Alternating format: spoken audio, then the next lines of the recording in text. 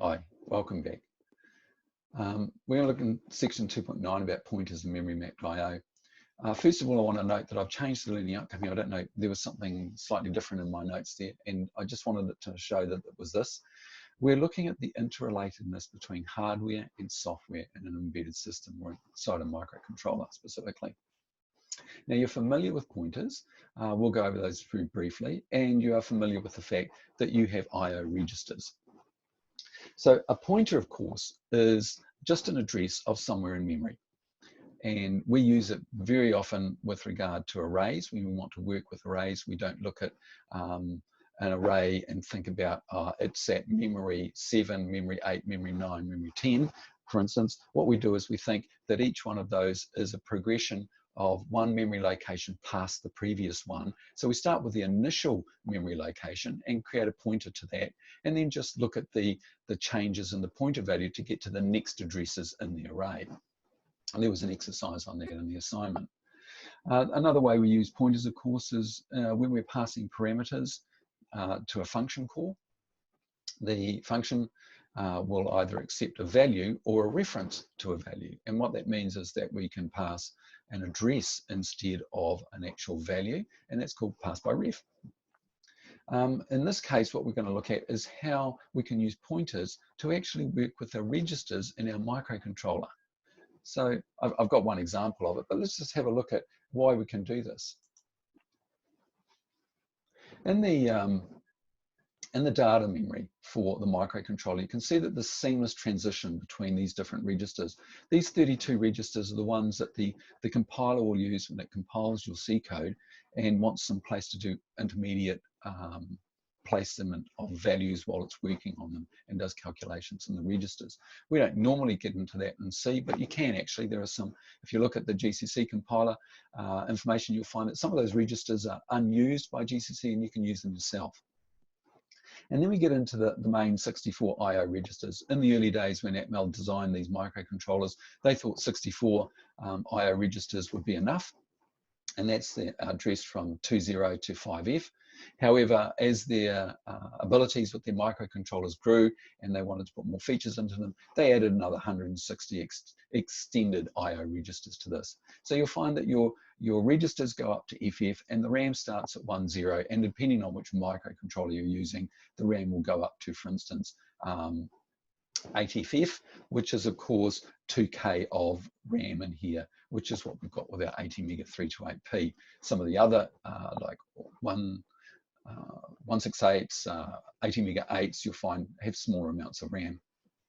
So because this is a seamless transition between these, it just looks like these are memory. And this is what we call memory mapped I/O. And in this case, the example I'm using is that I've connected three 7-segment displays to 3 different ports of this microcontroller. And you'll notice this is not the 328p, this is a bigger microcontroller, might be 80 mega 64, 128, or one of the more modern ones as well. And this has 4 ports on it, and every pin on every port is available, which is interesting, not what you're used to in the 328p. And so what I've done is I've connected each of these displays in exactly the same way to each of these 3 ports. Now, you wouldn't normally do this with 7-segment displays. This is not common. You would find an alternative way of doing this. The reason I've done this is so that I can demonstrate how you would use memory mapped I/O, okay, and pointers.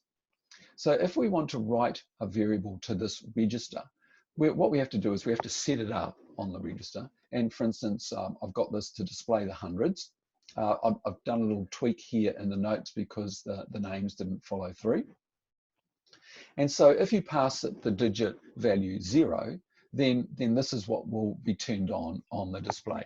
Noticing that this is active low. Excuse me. This is active low.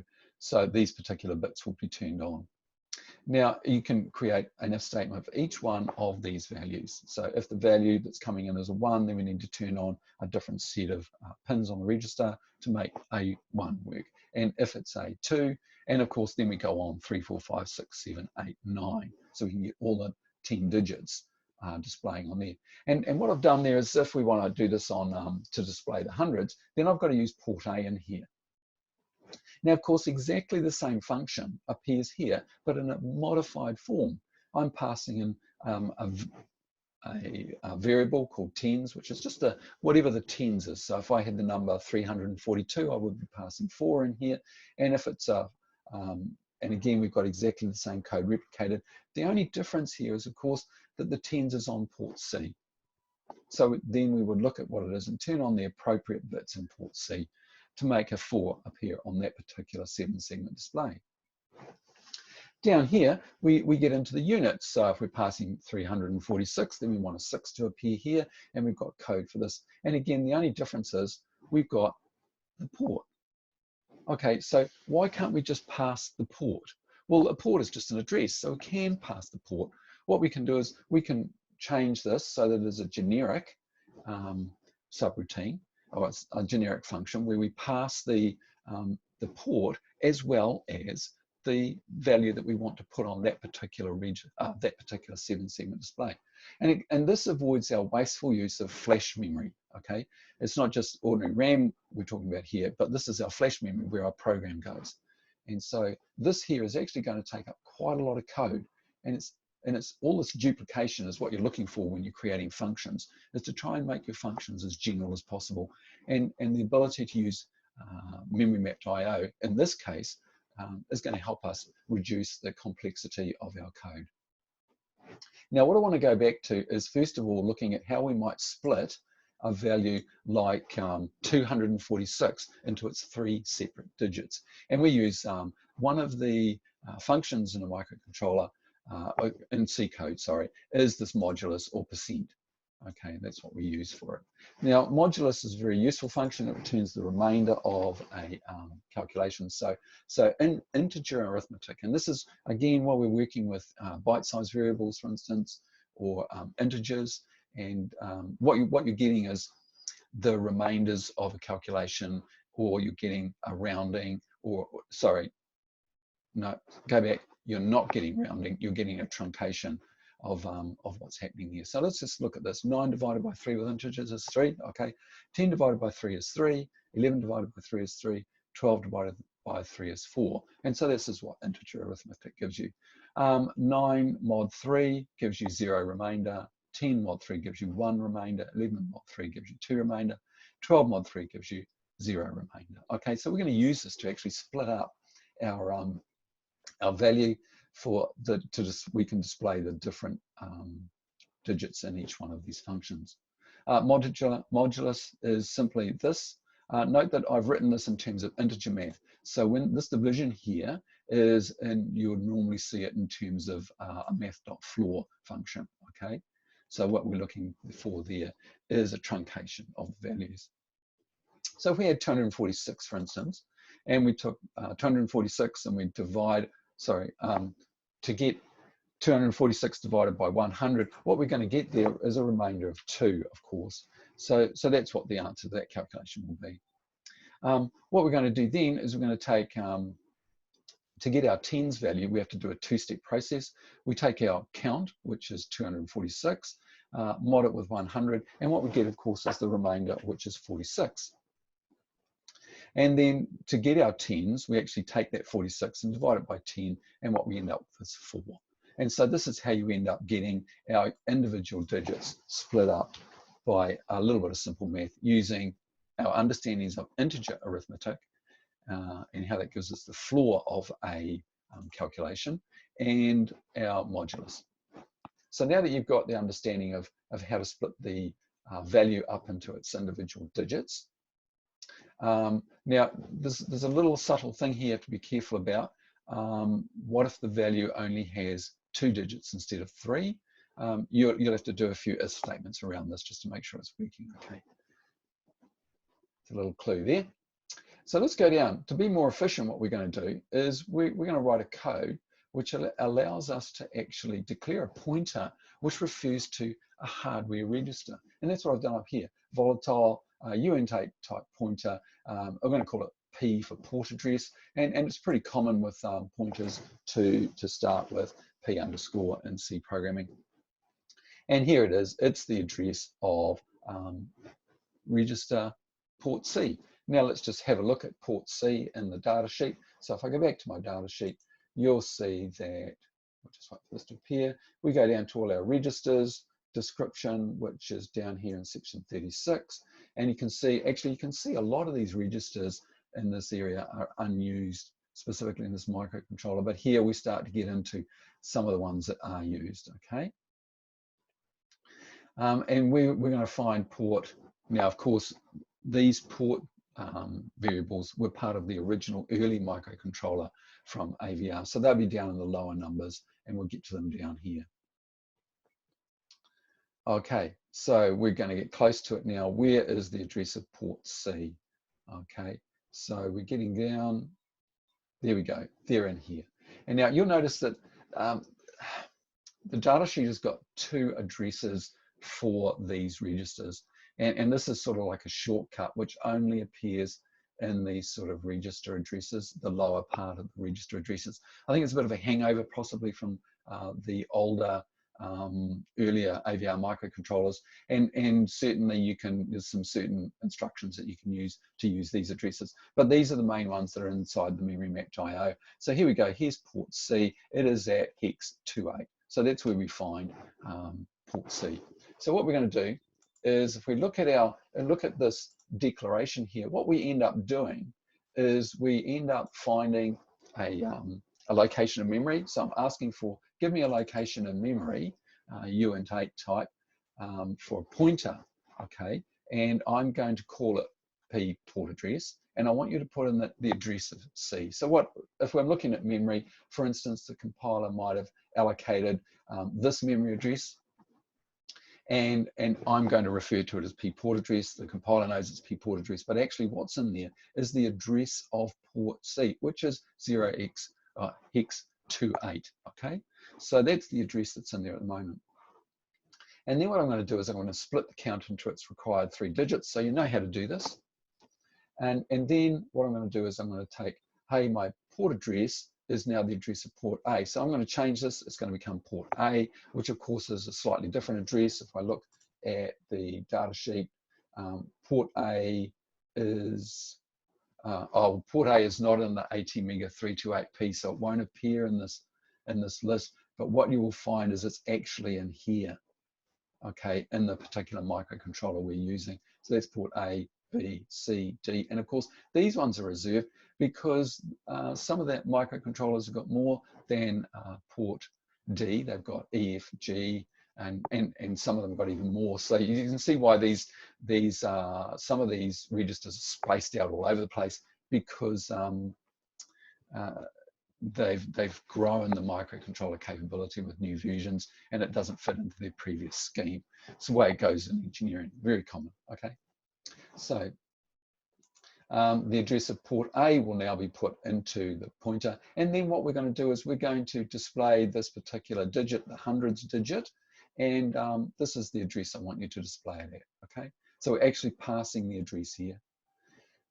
Now, and then when we've done that, what we want to do is figure out that our pointer now has the address of port B in it, and what we're going to do is pass that pointer and the units, the tens digit, and then of course after we've done that, I've got a little mistake here. Now you can see that I've done port A, port B, port B. Now something's wrong here, so I'm just going to go back to my code and just think about this. This is on port A, this is on port C, and this is on port B. Okay, so the mistake is in the middle one. So would I say that that is a deliberate mistake to get you to engage with what I'm doing?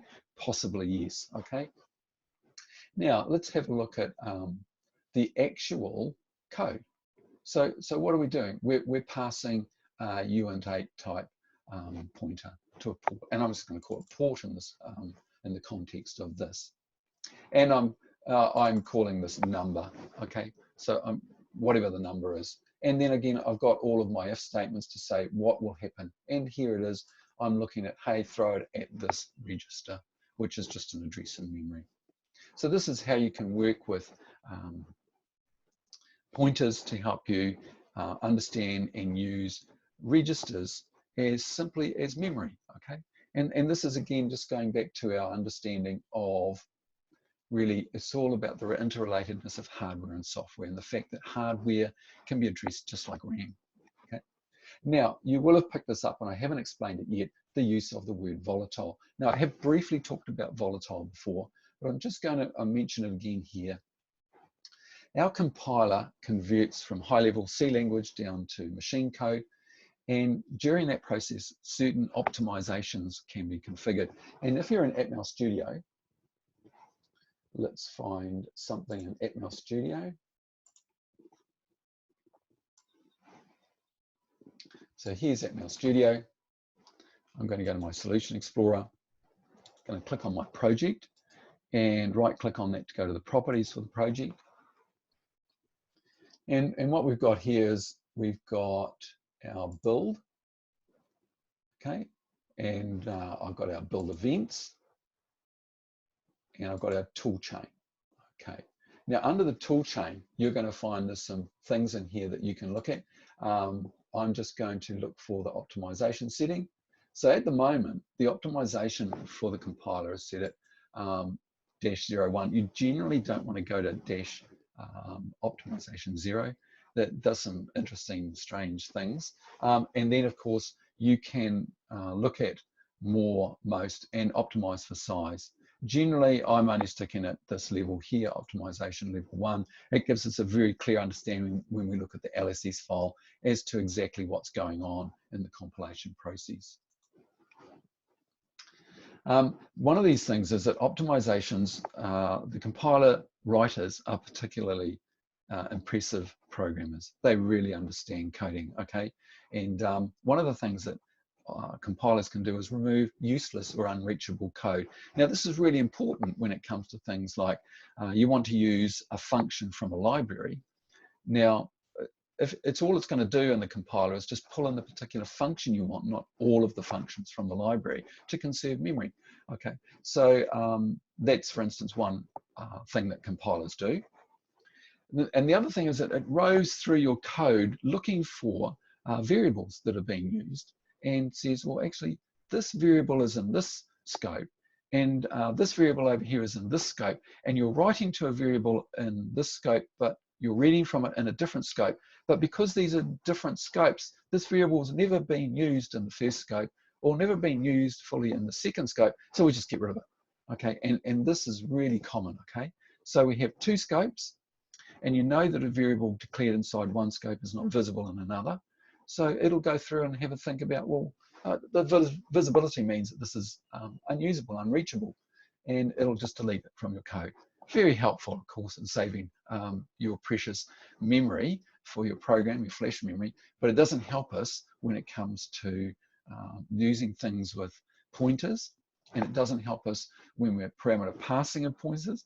And so what we want to do in this particular case is declare all these things as volatile, which means compiler, hands off my code, okay?